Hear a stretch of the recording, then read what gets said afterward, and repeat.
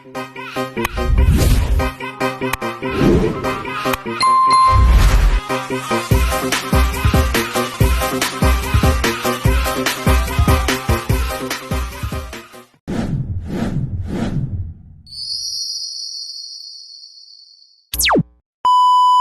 everyone, Assalamualaikum warahmatullahi wabarakatuh. Bertemu lagi dengan saya Alia Milanda Gracella dengan nomor induk mahasiswa 20.2406209 kelas A Prodi S1 Farmasi. Baiklah, di sini saya akan menjawab dan menjelaskan soal ujian tengah semester genap 2024-2025. Dosen pengampu Pak Ahmad Dahron, SSOS MPI. Selamat menonton.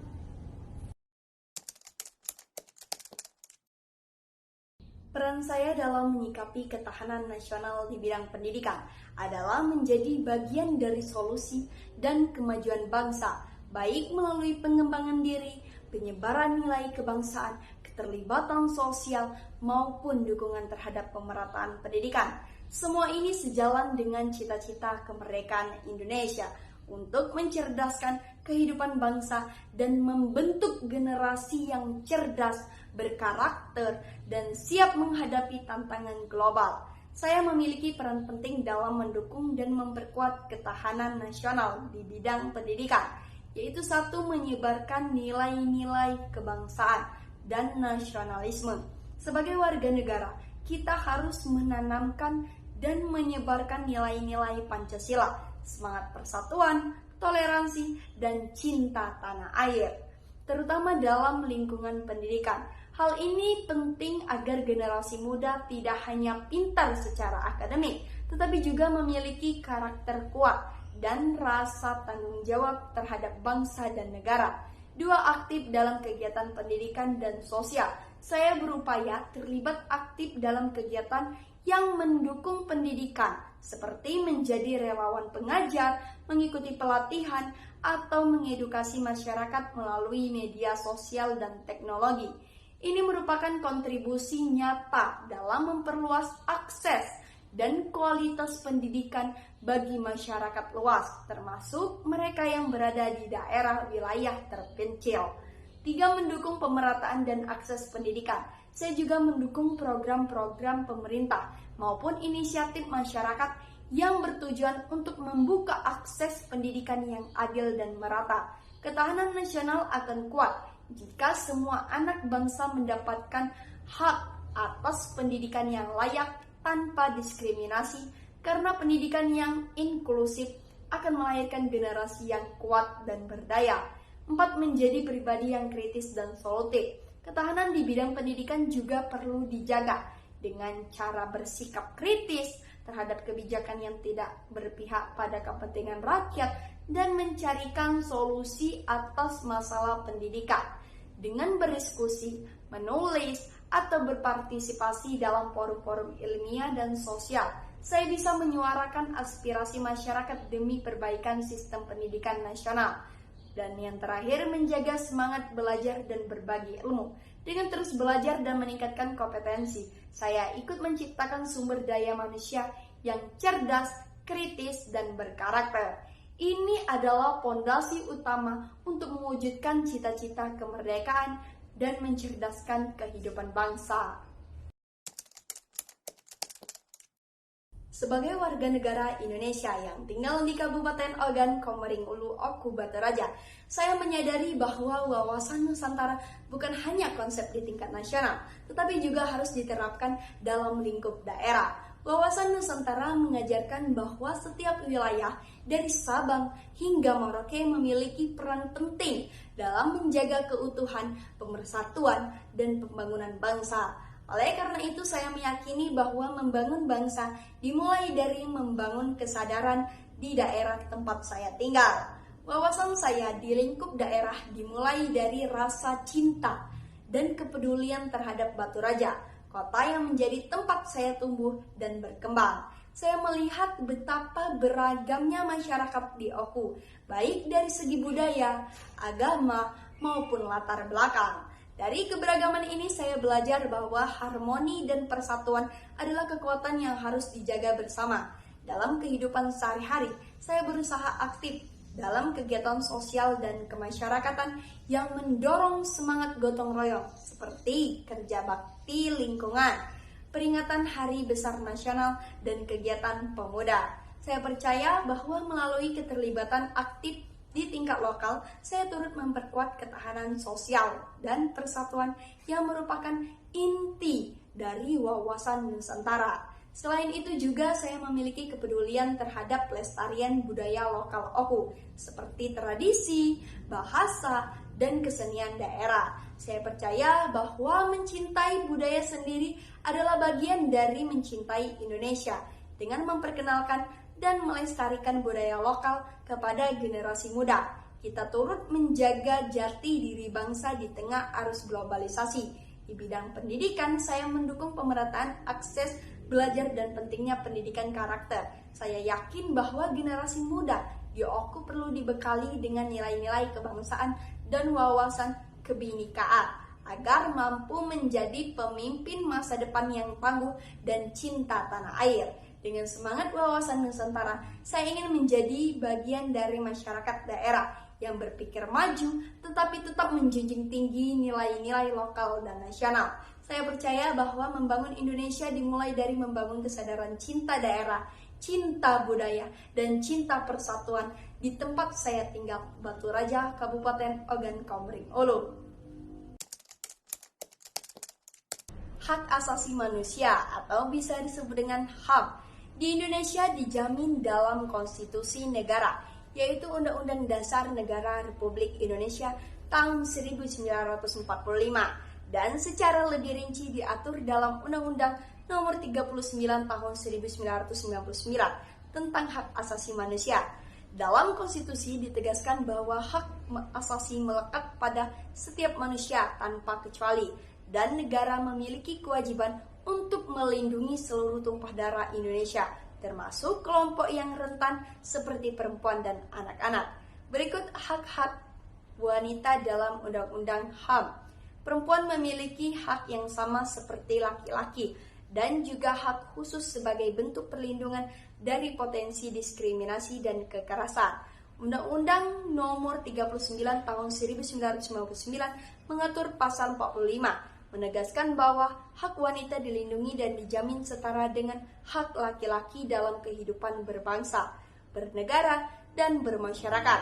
Pasal 46, wanita berhak atas perlindungan khusus dari negara terhadap segala bentuk kekerasan dan diskriminasi, baik di dalam maupun di luar rumah. Pasal 48, wanita berhak memperoleh akses, kesempatan, dan perlakuan yang sama dalam pembangunan nasional. Contohnya bentuk perlindungan dari kekerasan dalam rumah tangga, seperti KDRT, pencegahan perdagangan manusia, jaminan hak atas pendidikan, pekerjaan, dan kesempatan dan kesehatan tanpa diskriminasi gender. Berikut hak-hak anak dalam Undang-Undang Hak Asasi Manusia. Anak merupakan generasi penerus bangsa yang berada dalam masa tumbuh kembang sehingga memerlukan perlindungan khusus. Undang-Undang Nomor 39 Tahun 1999 menyebutkan pasal 52 ayat 1, anak berhak atas perlindungan oleh orang tua, keluarga, masyarakat, dan negara. Pasal 52 ayat 2, hak anak adalah bagian dari hak asasi manusia yang wajib dijamin, dilindungi, dan dipenuhi. Pasal 53, anak yang mengalami disabilitas berhak mendapatkan bantuan dan pelayanan khusus dari negara. Hak-hak anak mencakup hak untuk hidup, tumbuh, dan berkembang secara wajar, hak atas pendidikan yang layak, hak bebas dari kekerasan, eksploitasi, dan diskriminasi, hak untuk mengemukakan pendapat sesuai usia dan kedewasaannya. Demokrasi di Indonesia merupakan sistem pemerintahan yang memberikan ruang bagi rakyat untuk berperan aktif dalam proses pengambilan keputusan, baik secara langsung maupun melalui wakil-wakilnya. Sistem ini tidak hanya memengaruhi struktur pemerintahan, tetapi juga membangun kerangka pikir dan perilaku politik warga negara. Menurut saya, demokrasi di Indonesia mendorong warga negara untuk berpikir lebih kritis terbuka, dan bertanggung jawab terhadap kehidupan berbangsa dan bernegara. Demokrasi mengajarkan bahwa setiap orang memiliki hak untuk berpendapat, memilih, dan mengawasi jalannya pemerintahan. Hal ini membentuk pola pikir yang partisipatif, bukan pasif. Masyarakat diajak untuk tidak hanya menerima kebijakan, tapi juga memberi masukan, mengkritisi, bahkan menolak jika kebijakan tersebut tidak sesuai dengan kepentingan rakyat. Dalam perilaku politik, demokrasi mendorong warga untuk menghormati perbedaan, menjunjung tinggi hukum, dan menyelesaikan konflik secara damai. Misalnya dalam pemilu, meskipun terdapat banyak pilihan politik, masyarakat belajar untuk bersaing secara sehat, menghargai hasil, dan tetap menjaga persatuan. Namun demokrasi juga menuntut kedewasaan politik. Jika tidak diiringi dengan pendidikan politik yang baik, demokrasi bisa disalahgunakan, misalnya untuk menyebar hoaks, politik uang, atau polarisasi. Oleh karena itu, penting bagi warga negara untuk terus belajar dan bertumbuh dalam semangat demokrasi yang berkeadaban.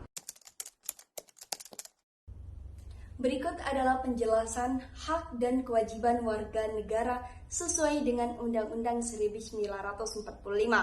Hak-hak warga negara Indonesia meliputi berbagai bidang, yaitu 1. Hak atas kehidupan dan kebebasan pribadi. Pasal 28A, setiap orang berhak untuk hidup serta berhak mempertahankan hidup dan kehidupannya. 2. Hak atas kebebasan berpendapat dan berekspresi.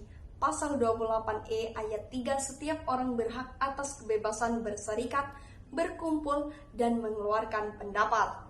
3. Hak atas pendidikan. Pasal 31 ayat 1, setiap warga negara berhak mendapat pendidikan. 4. Hak atas pekerjaan dan penghidupan yang layak. Pasal 27 ayat 2, tiap-tiap warga negara berhak atas pekerjaan dan penghidupan yang layak bagi kemanusiaan. 5. Hak atas keadilan hukum. Pasal 27 ayat 1, segala warga negara bersamaan kedudukannya di dalam hukum dan pemerintahan dan wajib menjunjung hukum dan pemerintahan itu dengan tidak ada kecualinya. 6. Hak beragama dan berkeyakinan. Pasal 28E ayat 1, setiap orang bebas memeluk agama dan beribadah menurut agamanya.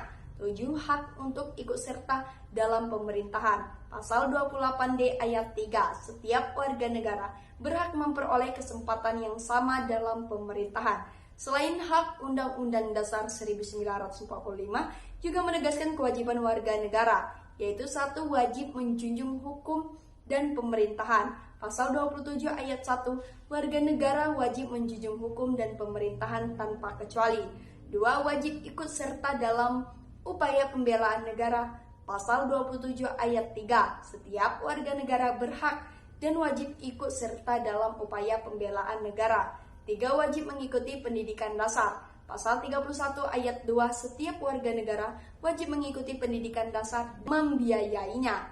4. Wajib menghormati hak asasi orang lain. Pasal 28J ayat 1, setiap orang wajib menghormati hak asasi manusia orang lain dalam tertib kehidupan bermasyarakat, berbangsa, dan bernegara.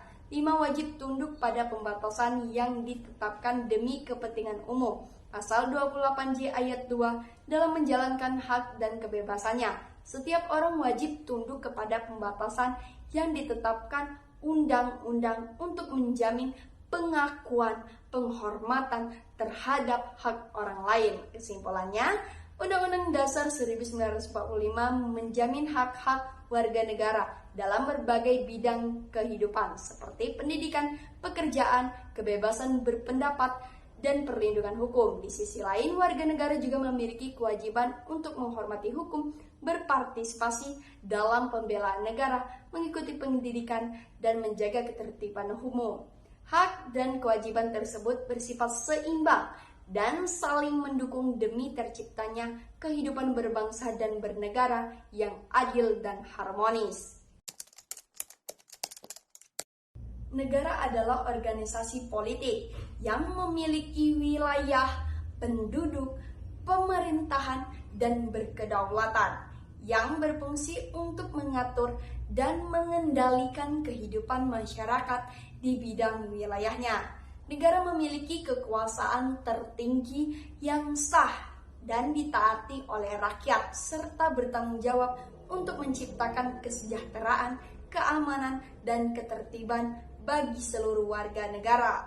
Elaborasi negara memiliki wilayah yang jelas dan terdefinisi yang menjadi tempat tinggal dan aktivitas penduduknya.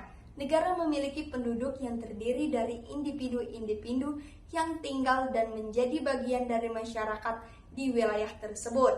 Negara juga memiliki pemerintahan yang memiliki kekuasaan untuk membuat dan menjalankan aturan serta mengatur kehidupan masyarakat. Negara juga memiliki kedaulatan, yaitu kekuasaan tertinggi yang sah dan ditaati oleh rakyat serta tidak tunduk pada kekuasaan lain. Negara juga berfungsi untuk menjaga ketertiban dan keamanan dalam wilayahnya, mewujudkan kesejahteraan dan pembangunan bagi seluruh warga negara, menyelenggarakan pendidikan dan kesehatan bagi masyarakat, memperjuangkan kepentingan bangsa di dalam dan di luar negeri. Tujuan negara Indonesia tertuang secara jelas di dalam Undang-Undang Dasar 1945, tepatnya pada alinea keempat. Berdasarkan Undang-Undang 1945, tujuan negara Indonesia berbunyi, kemudian daripada itu, untuk membentuk suatu pemerintahan negara Indonesia yang melindungi segenap bangsa Indonesia dan seluruh tumpah darah Indonesia, dan untuk memajukan kesejahteraan umum, mencerdaskan kehidupan bangsa, dan ikut melaksanakan ketertiban dunia yang berdasarkan kemerdekaan, perdamaian abadi, dan keadilan sosial. Yaitu satu, melindungi segenap bangsa Indonesia dan seluruh tumpah darah Indonesia. Maknanya berdasarkan tujuan tersebut, berarti seluruh komponen di Indonesia harus dilindungi, mulai dari rakyatnya, kekayaan alam Indonesia, kebudayaan, sampai nilai-nilai negara Indonesia harus dipertahankan. Hal-hal tersebut masuk ke dalam tujuan negara Indonesia berupa perlindungan. 2. Memajukan kesejahteraan umum, kesejahteraan secara lahir dan batin, yaitu seperti terciptanya perasaan aman dan nyaman pada setiap warga negara. Selain itu, sikap seperti saling menghormati, gotong royong, menghargai hak antar warga negara yang makmur, adil, dan setara, menjalankan kewajiban masing-masing warga negara, dan lain sebagainya. 3. Mencerdaskan kehidupan bangsa. Tujuan negara Indonesia dalam hal pencerdasan ini untuk memastikan seluruh warga negara Indonesia dalam hal pendidikan. Negara Indonesia harus memastikan bahwa seluruh warga negaranya memiliki kesempatan dalam mengenyam pendidikan yang layak. Tidak hanya layak, pendidikan yang diberikan kepada warga negara juga harus berkualitas. 4. Pelaksanaan ketertiban dunia yang berdasarkan kemerdekaan, perdamaian abadi, dan keadilan sosial. Perdamaian adalah cita-cita semua negara di dunia ini. Terdapat 2 macam kata damai.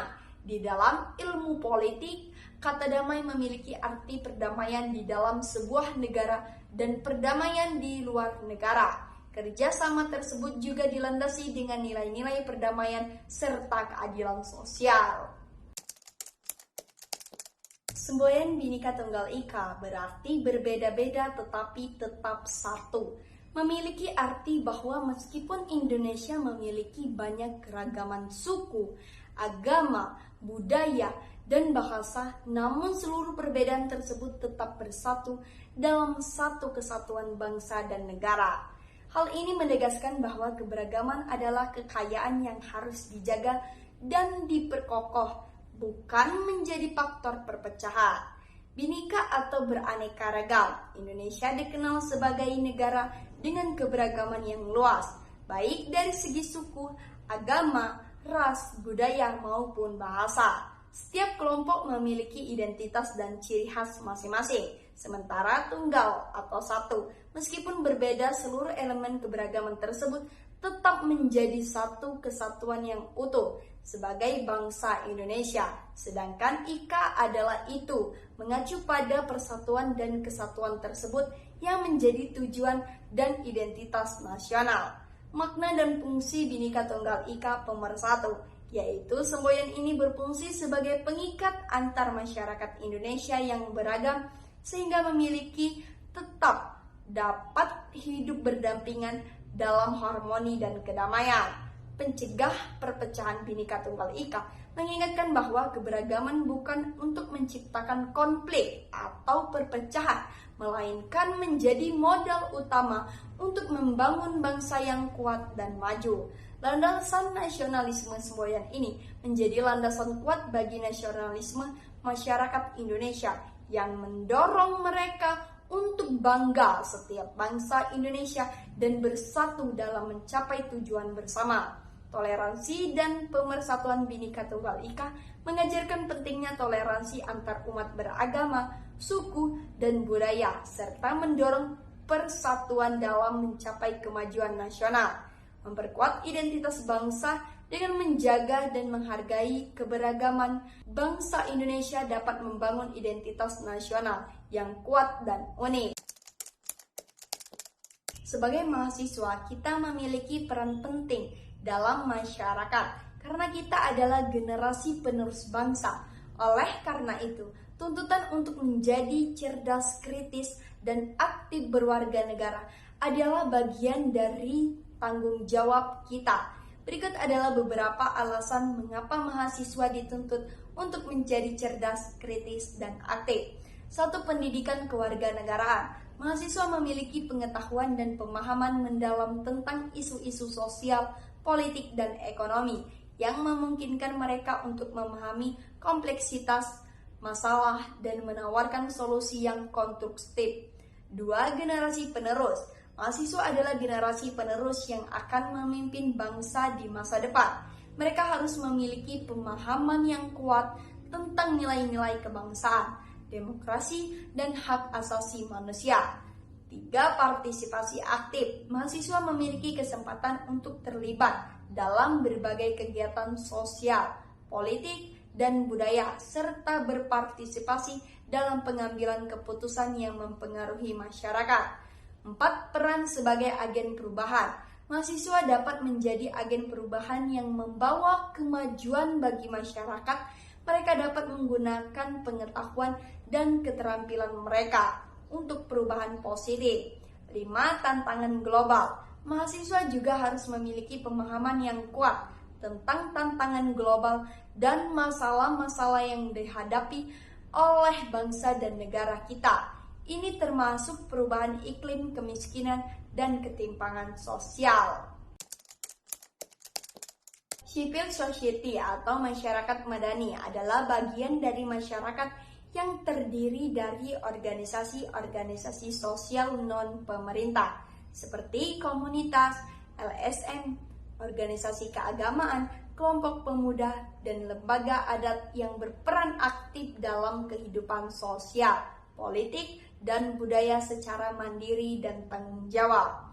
Masyarakat madani adalah konsep masyarakat yang ideal, di mana warga negara terlibat aktif dalam pembangunan bangsa, menjunjung tinggi nilai-nilai kemanusiaan, dan berpartisipasi dalam proses pengambilan keputusan.